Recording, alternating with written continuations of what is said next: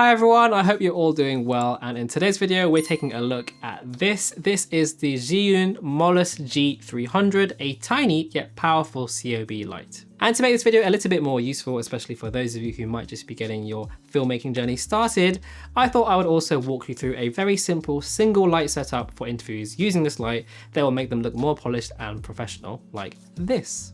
Apologies if my video sounds a bit raspy today. I'm recovering from a half marathon, a very hard half marathon. So I may sound a little bit sick. Now, before we jump in, full disclosure, Zhiyun did send us this for free to keep and have helped us to cover the cost of this video. But regardless, we always aim to give you an honest and fair review and only collab and make videos like this in products we think that are going to be beneficial to you. So let's get on with the video. So now we'll go over filming a simple interview with a light like the MOLUS G300 as our key light that gives you clean and flattering results. You can also follow along with a different light. Like I said before, you won't need that much power for filming one person. So first, you want to place your subject about 4 to 6 feet away from the background, so you'll be able to get some nice separation, helping your subject stand out by creating a little bit of depth of field. You don't want to have them like straight against the background like a wall or something like that. Even if you are just using a backdrop like we are here, you still want to get some distance to blur out the textures in the material.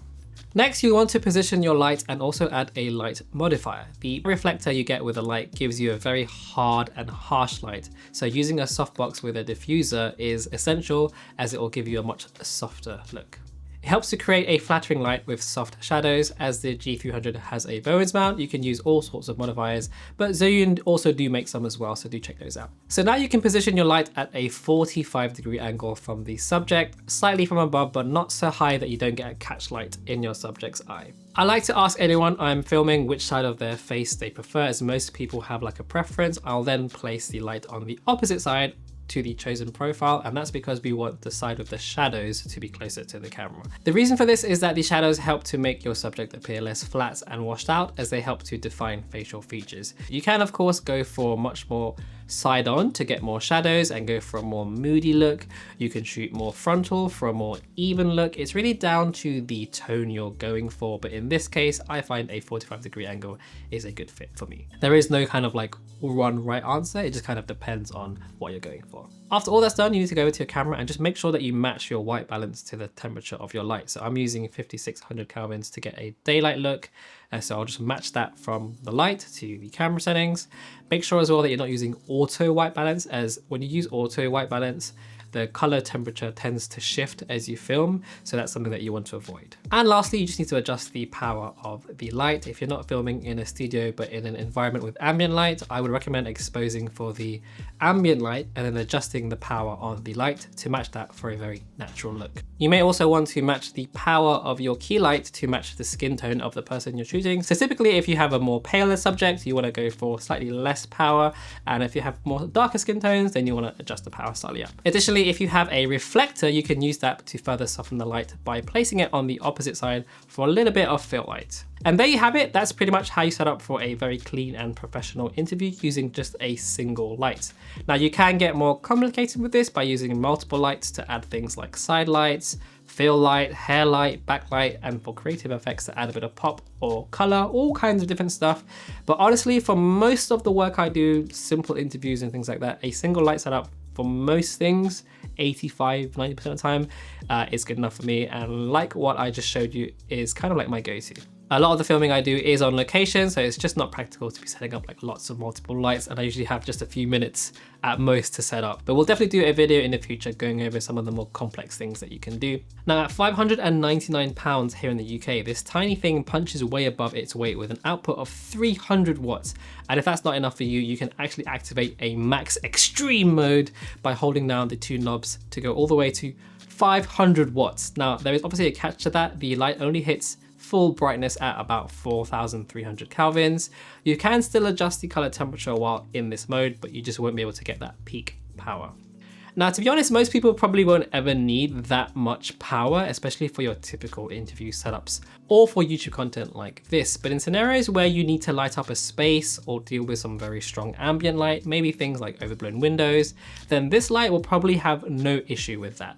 Now, if this light is a bit overkill for you, then Zhiyun also have the G200, which is quite a bit cheaper, but also packs a punch with a power of 200 watts. Now, I think this might be the smallest light of its kind with this amount of power that I think I've ever used. The G300 weighs in at just 1.56 kilograms, but keep in mind that doesn't include the controller, which adds about another kilo, and is almost the same size as the light itself. Now, I think this will be great for anyone who needs to film on location. I often find myself filming in spaces where there just isn't enough space to put up like a bigger light, or I don't have time to rig up lights. So I think this with a small softbox will work really, really great for that. Now, I do wish that Zhiyun would include like a carry case though. I've had much cheaper lights come with a case. So at this price point, a carry bag or something would have been appreciated. Now, the build quality of the light is okay. The casing is made of plastic, which does help with reducing the weight, but I would prefer for it to be a bit more metal in places just to make it feel a bit more rugged. Now, in the past, I have used products from Zhiyun, mostly their gimbals, and those things are built like absolute tanks. We've used them all around the world. So I do hope that their lights kind of follow the same standard in terms of like long-term use case and being able to withstand shooting every day, day in, day out. So I'm very keen to see how this will sort of last over the months and years. Now, the G300 uses a standard Bowens mount, so you can use a lot of different modifiers with it. The light also comes with this controller, and they both have built-in fans. Now, the sound from them is noticeable.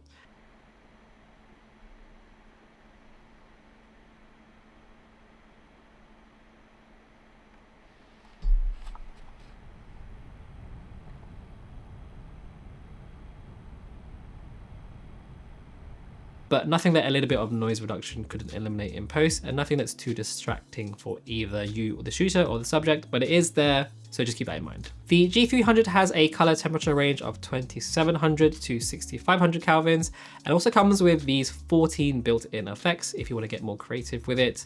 Overall, the Zhiyun MOLUS G300 is a very compact and powerful light if you're in need of something that can really outshine the sun, but also fits in your backpack as well. Like I said before, I really would have loved to have seen a case included and just a bit of a slightly better build quality. But for this price and for what it's offering, and if you compare it to some of the other 300 watt lights out there, it's actually priced pretty reasonably, especially since most lights of that power are a lot bigger and a lot heavier. Anyway, that's gonna do it for this video. A big thank you to Zhiyun for making this video possible. If you have any questions or comments, leave them down there in the comment section down below. And if you found this video helpful, hit that like button, subscribe. You can support by hitting the bell notifications so you never miss out on any future videos. And as always, I'll see you on the next video. Peace.